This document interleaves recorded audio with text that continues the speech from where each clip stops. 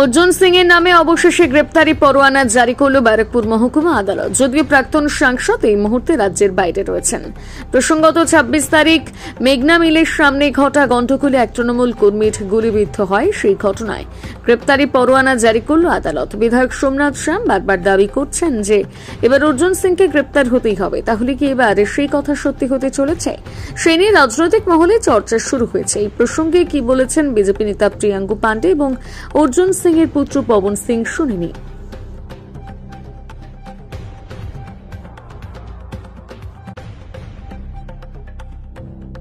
করা হয়েছে, উনি একাধিকবার দেখা করেন পুলিশের সঙ্গে, সেই তার ভিত্তিতেই একটি গ্রেপ্তারি পরোয়ানা জারি করা হয়েছে। বিষয়টা আপনি তো বিধায়ক, আমি কি বলছেন?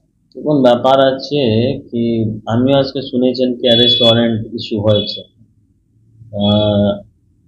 আমার বাবা আজ মিনস কি করে দেখা করবে, কেন কি অলরেডি ২৭-২৮ তারিখ থেকে বাইরে আছে, মিনস পার্টি কাজের জন্য বাইরে গিয়েছে। তো এর জন্যেই পুলিশের সঙ্গে দেখা হতে পারেনি।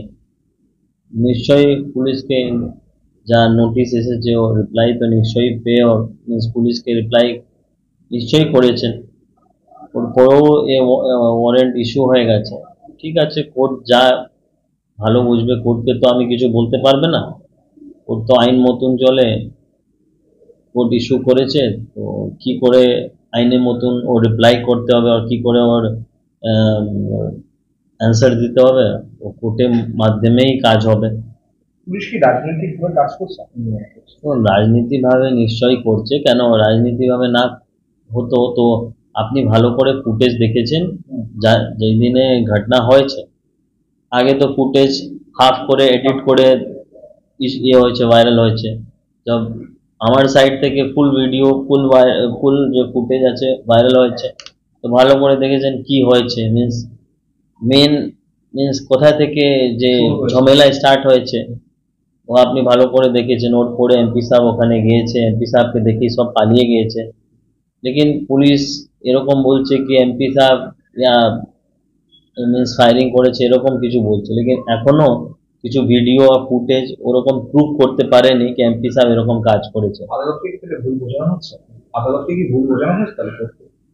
আদালতে কি করে মিনস কি আদালতকে কি আদালতের সামনে রেখেছে আর কি শুনে আদালত এরকম ওয়ারেন্ট দিয়েছে এ তো আমি জানি না, কেন কোর্টে তো আমি ছিল না।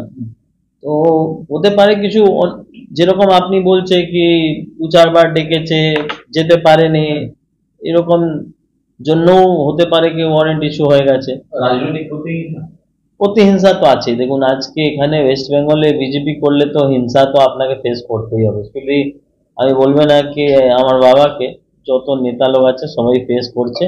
আর যে ভালো করে লড়াই করবে ওর একটা ডিফিকাল্ট সময় কাটতে হবে। ওয়ারেন্ট বেরোনোর আমার সাথে কোনো কথা বলেছে? আমার কথা হয়নি, লেকিন নিশ্চয়ই এর উপরে দেখছে কি কি করা যাবে, কি করে যে ওয়ারেন্ট আছে ওয়ারেন্টকে কি করে লিগ্যাল অ্যাকশন ইয়া লিগ্যাল রিপ্লাই দিতে পারবে আমার সাইড থেকে। ব্যারাকপুরের প্রাক্তন সাংসদ অর্জুন সিং এর নামে গ্রেপ্তারি পরোয়ানা জারি হয়েছে ব্যারাকপুর আদালতে, কি বলবেন? পুরোপুরি এখানকার পুলিশটা হয়ে গেছে তৃণমূলের দলদাস। যে ঘটনায় আজকে তারা ওয়ারেন্ট করিয়েছে কোর্ট থেকে, সেই ঘটনায় ২৬ তারিখে ঘটনা নিয়ে তারা নিজে একটা ২৮ তারিখে সুবমোটো একটা মামলা দায়ের করেছিল।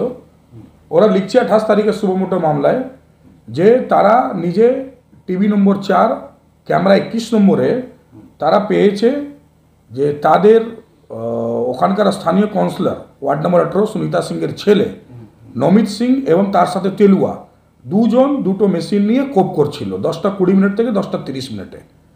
তো যে ঘটনায় এনাকে অ্যারেস্ট করা হয়েছে, সেই অ্যারেস্ট ওয়ারেন্টে তৈরি করিয়েছে এরা।